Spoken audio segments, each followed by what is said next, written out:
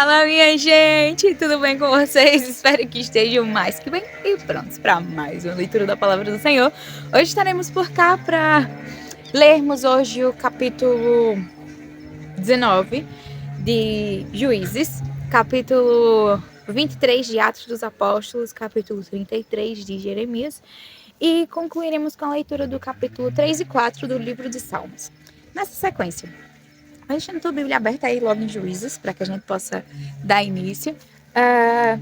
E antes de iniciarmos de fato, feche os teus olhos para que a gente tenha um momento de oração, conversando com o nosso Deus e Pai. Vamos lá? Pai amado, Deus majestoso, fiel, louvamos ao Senhor pela graça de mais um dia, o Senhor tem nos sustentado, tuas misericórdias têm se renovado e o Senhor está aqui conosco a nos ensinar, a nos encher com fôlego de vida, nos dar saúde, nos sustentar. Obrigada, Pai, por suprir as nossas necessidades, nos abençoar com alimento, uma casa, uma família. Ó Deus, obrigada por estar ao nosso lado, nos proteger, nos guardar, nos incentivar e motivar a estarmos buscando a Tua presença. E pedimos que o Senhor fale poderosamente aos nossos corações de forma singular, a cada um, ó Deus, quanto está ouvindo essa mensagem e até mesmo que se sentiram motivados para ter esse momento a sós, só Tu e eles. Deus, louvamos ao Senhor por mais esse dia. Em nome do Teu Filho amado Jesus Cristo, é que clamamos ao Senhor e te somos gratos. Amém e amém. Capítulo 19, que vai dizer: naqueles dias em que não havia rei em Israel, houve um homem levita que, peregrinando nos lados da região montanhosa de Efraim, tomou para si uma concubina de Belém de Judá. Porém, ela se irritou com ele e, deixando-o, voltou para a casa de seu pai, em Belém de Judá, onde ficou durante uns 4 meses. Seu marido, levando consigo o seu servo e 2 jumentos, foi atrás delas para tentar convencê-la a voltar. Ela o fez entrar na casa de seu pai. Este, quando viu o levita, saiu alegre a recebê-lo. O sogro, o pai da moça, convenceu o levita a ficar com ele durante 3 dias. Comeram, beberam e o casal se alojou ali. No 4º dia, madrugaram e se levantaram para partir, mas o pai da moça disse ao seu genro: coma alguma coisa para você ter mais força para a viagem. Depois disso, vocês podem ir embora. Os dois se sentaram, comeram e beberam juntos. Então o pai da moça disse ao homem: por favor, fique aqui mais uma noite e se alegre o seu coração. Por favor, fique aqui mais uma noite e alegre-se o seu coração.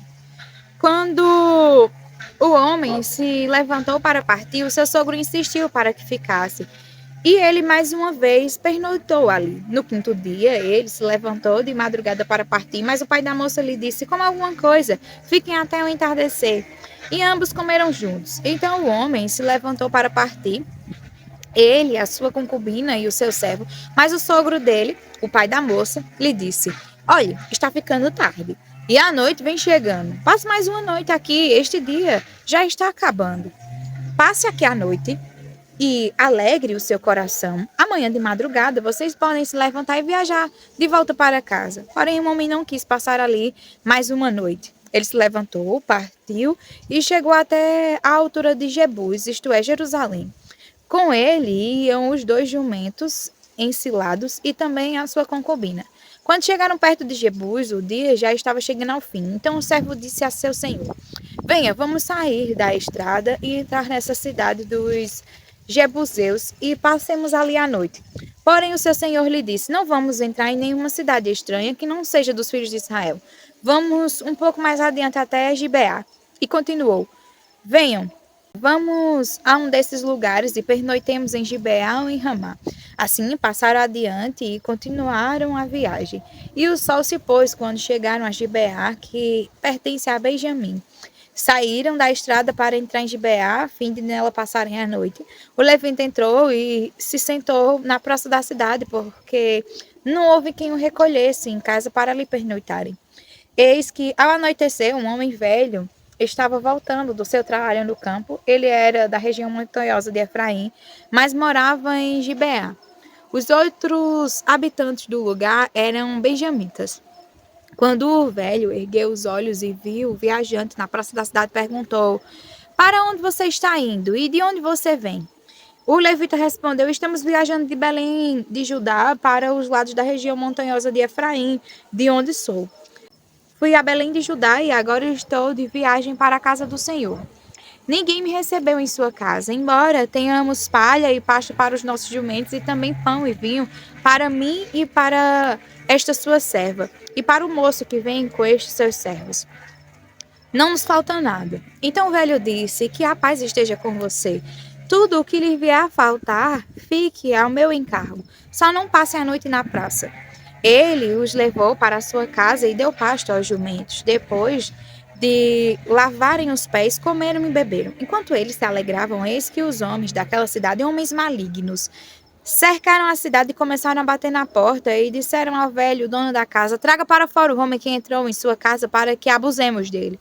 O dono da casa saiu para falar com eles e disse: não, meus irmãos, não façam esta maldade, já que o homem está em minha casa. Não façam uma loucura dessas. Vejam, aqui está a minha filha virgem e a concubina dele. Vou pôr as duas para fora e vocês poderão abusar delas e fazer o que bem quiserem. Mas não façam uma loucura dessas com este homem. Porém, aqueles homens não o quiseram ouvir. Então o levita pegou a sua concubina e a entregou a eles do lado de fora. E eles a forçaram e abusaram dela toda a noite até pela manhã. E quando estavam amanhecendo, eles a deixaram. Ao amanhecer, a mulher veio e caiu à porta da casa do homem, onde o seu senhor estava hospedado. E ela ficou ali até o clarear do dia. De manhã, quando o seu senhor se levantou e abriu as portas da casa para continuar a viagem, eis que a mulher, sua concubina, jazia à porta da casa com as mãos sobre a soleira. Ele lhe disse: levante-se e vamos embora. Porém, não houve resposta. Então o homem a pôs sobre o jumento e foi para a sua casa. Chegando à casa, pegou uma faca e cortou o corpo da concubina em 12 pedaços, e enviou os pedaços para todas as regiões da terra de Israel. Todos os que viram isso diziam: nunca se fez uma coisa dessas, nem se viu nada semelhante desde os dias em que os filhos de Israel saíram da terra do Egito até o dia de hoje. Pensem nisso, discutam entre si e digam o que se deve fazer. Capítulo 23 do livro de Atos dos Apóstolos. Paulo, fixando os olhos no Sinédrio, disse: meus irmãos, tenho vivido até o dia de hoje com a consciência limpa diante de Deus.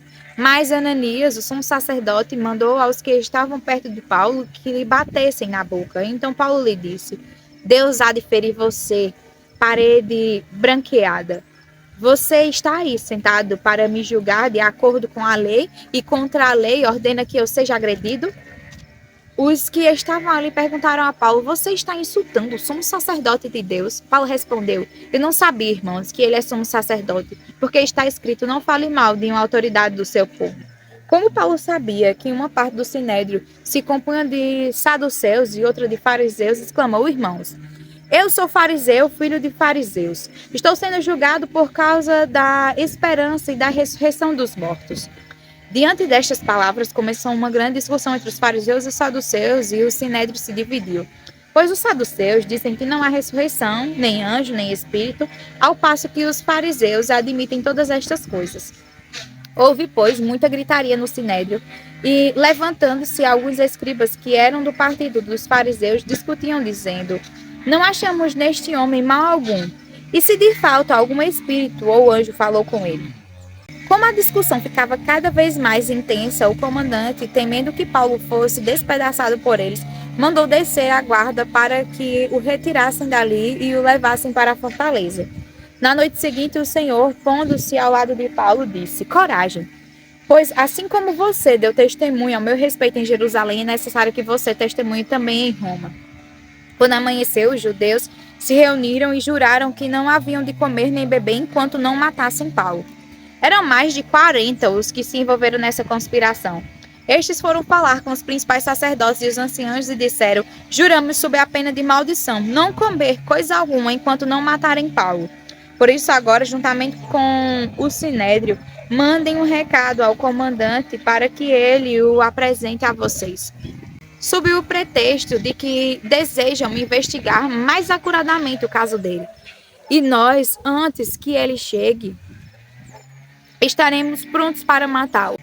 Mas o filho da irmã de Paulo, tendo ouvido a respeito da trama, entrou na fortaleza e contou tudo a Paulo. Então este, chamando um dos centuriões, disse: leve este rapaz ao comandante, porque tem algo a dizer. O centurião levou o rapaz ao comandante e disse: o prisioneiro Paulo me chamou e pediu que eu trouxesse à sua presença este rapaz, pois tem algo a dizer ao Senhor. O comandante pegou o rapaz pela mão e, levando para um lado, perguntou-lhe: o que você tem para me dizer? Ele respondeu: os judeus decidiram pedir ao Senhor que amanhã apresente Paulo ao Sinédrio sobre o pretexto de que desejam fazer uma investigação mais acurada a respeito dele. Não se deixe persuadir, porque mais de 40 deles armaram uma emboscada. Fizeram um pacto de, sob pena de maldição, não comer nem beber enquanto não matarem Paulo. E agora estão prontos, esperando que o Senhor prometa atender o pedido deles. Então o comandante despediu o rapaz, recomendando-lhe que não dissesse a ninguém ter lhe trazido estas informações. Chamando 2 centuriões, ordenou: tenha de prontidão 200 soldados, 70 cavalheiros e 200 lanceiros para irem até Cesareia a partir das 9 horas da noite. Preparem também animais para fazer Paulo montar e levem-no com segurança ao governador Félix. O comandante escreveu uma carta nestes termos: Cláudio Lísias ao excelentíssimo governador Félix, saudações. Este homem foi preso pelos judeus e estava prestes a ser morto por eles. Quando eu, sobrevindo com um guarda, o livrei por saber que ele era romano. Querendo certificar-me do motivo por que o acusavam, levei-o ao sinédrio deles. Descobri que ele era acusado de coisas referentes à lei que os rege, mas nada que justificasse morte ou mesmo prisão. Sendo eu informado de que ia haver uma emboscada contra o homem, tratei de enviá-lo imediatamente ao Senhor, intimando também os acusadores a irem dizer na sua presença o que eles têm contra ele. Passe bem. Então os soldados, conforme lhes foi ordenado, pegaram Paulo e durante a noite conduziram até Antipátride. No dia seguinte voltaram para a fortaleza, tendo deixado os cavaleiros encarregados de seguir viagem com ele. Quando estes chegaram a Cesareia, entregaram a carta ao governador e também lhe apresentaram Paulo. Lida a carta, o governador perguntou de que província Paulo era, e quando soube que era da Cilícia, disse: ouvirei você quando chegarem os seus acusadores, e mandou que ele ficasse preso no pretório de Herodes. Capítulo 33 do livro de Jeremias. Quando Jeremias ainda estava encarcerado no pátio da guarda, a palavra do Senhor veio a ele pela segunda vez, dizendo: assim diz o Senhor que fez estas coisas, o Senhor que as forma para as estabelecer. O Senhor é o seu nome. Chame por mim e eu responderei. Eu lhe anunciarei coisas grandes e ocultas que você não conhece, porque assim diz o Senhor, o Deus de Israel, a respeito das casas destas cidades e das casas dos reis de Judá, que foram derrubadas para defender a cidade contra as rampas de ataque e a espada. Quando se der a batalha contra os caldeus, eu as encherei de cadáveres daqueles que serão feridos por minha ira e meu furor. Porque desta cidade escondi o meu rosto por causa de toda a sua maldade. Eis que lhe trarei saúde e cura e os sararei, e lhes revelarei a abundância de paz e segurança. Restaurarei a sorte de Judá e de Israel e os edificarei, como no princípio. Eu os purificarei de toda a sua iniquidade com que pecaram contra mim e perdoarei todas as suas iniquidades com que pecaram e se revoltaram contra mim. Jerusalém será para mim um motivo de fama, louvor e glória entre todas as nações da terra que ouvirem todo o bem que eu lhe faço. Temerão e tremerão por causa de todo o bem e por causa de toda a paz que eu lhe dou. Assim diz o Senhor: neste lugar que vocês dizem que está deserto, sem pessoas e sem animais, nas cidades de Judá e nas ruas de Jerusalém que estão arrasadas, sem pessoas, sem moradores e sem animais, ainda se ouvirá o som das festas e da alegria, a voz do noivo e a voz da noiva, e a voz dos que cantam.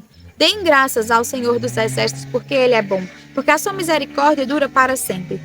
Também se ouvirá a voz dos que trazem ofertas de ações de graças à casa do Senhor, porque restaurarei a sorte da terra como no princípio, diz o Senhor. Assim diz o Senhor dos Exércitos.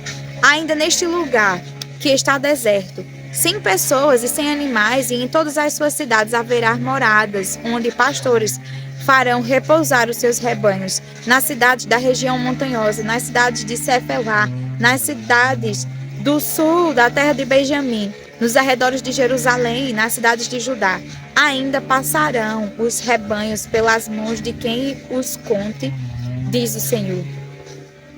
Eis que vem dias, diz o Senhor, em que cumprirei a promessa que fiz à casa de Israel e à casa de Judá. Naqueles dias e naquele tempo farei brotar a Davi um renovo de justiça, e ele executará o juízo e a justiça na terra. Naqueles dias Judá será salvo e Jerusalém habitará em segurança. Ela será chamada Senhor, justiça nossa. Porque assim diz o Senhor, nunca faltará a Davi homem que se assente no trono da casa de Israel. Nem aos sacerdotes levitas faltará homem diante de mim para que ofereça holocausto, queime oferta de cereais e faça sacrifícios todos os dias. A palavra do Senhor veio a Jeremias, dizendo, assim diz o Senhor, se vocês puderem invalidar a minha aliança com o dia e a minha aliança com a noite, de tal modo que não haja nem dia nem noite a seu tempo, então também poderá ser invalidada a minha aliança com Davi, meu servo, para que ele não tenha filho nem reine no seu trono. Também poderá ser invalidada a minha aliança com os sacerdotes levitas, meus ministros. Como não se pode contar o exército dos céus, nem medir a areia do mar, assim tornarei incontável a descendência de Davi, meu servo, e os levitas que ministram diante de mim. A palavra do Senhor veio a Jeremias, dizendo, você notou o que esse povo está dizendo? Estão dizendo as duas famílias que o Senhor escolheu, essas ele rejeitou. Assim desprezam o meu povo ao ponto de não considerá-lo mais uma nação. Assim diz o Senhor, se a minha aliança com o dia e com a noite não permanecer, e se eu não mantiver as leis fixas dos céus e da terra, então também rejeitarei a descendência de Jacó e de Davi, meu servo, de modo que não tome da sua descendência quem domine sobre a descendência de Abraão, Isaque e Jacó, porque restaurarei a sua sorte e deles me compadecerei. Capítulo 3 e 4 do livro de Salmos. Senhor, como tem crescido o número dos meus adversários, são numerosos os que se levantam contra mim, e são muitos os que dizem de mim, não há em Deus salvação para ele. Porém, tu, Senhor, és o meu escudo protetor, és a minha glória e o que exalta a minha cabeça. Com a minha voz clamo ao Senhor, e ele, de seu santo monte, me responde. Eu me deito e pego no sono, acordo porque o Senhor me sustenta. Não tenho medo dos milhares que tomam posição contra mim de todos os lados. Levanta-te, Senhor, salva-me, Deus meu, pois desferes um golpe no queixo de todos os meus inimigos e quebras os dentes dos ímpios. Do Senhor é a salvação, a tua bênção esteja sobre o teu povo. Capítulo 4 do livro de Salmos.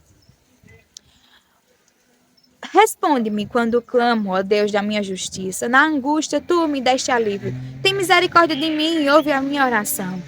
Filhos dos homens, até quando vocês vão querer transformar a minha glória em vergonha? Até quando amarão a vaidade e buscarão a mentira? Saibam, porém, que o Senhor distingue para si o piedoso. O Senhor me ouve quando eu clamo por ele. Tremam de medo e não pequem. Consultem o travesseiro e o coração. E sosseguem. Ofereçam sacrifícios de justiça e confiem no Senhor.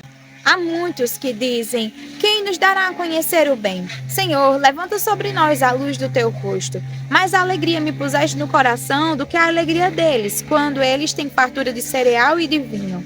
Em paz me deito e logo pego no sono, porque só tu, Senhor, me fazes repousar seguro. Amém. Até amanhã para mais uma leitura da palavra do Senhor. Fiquem com Deus.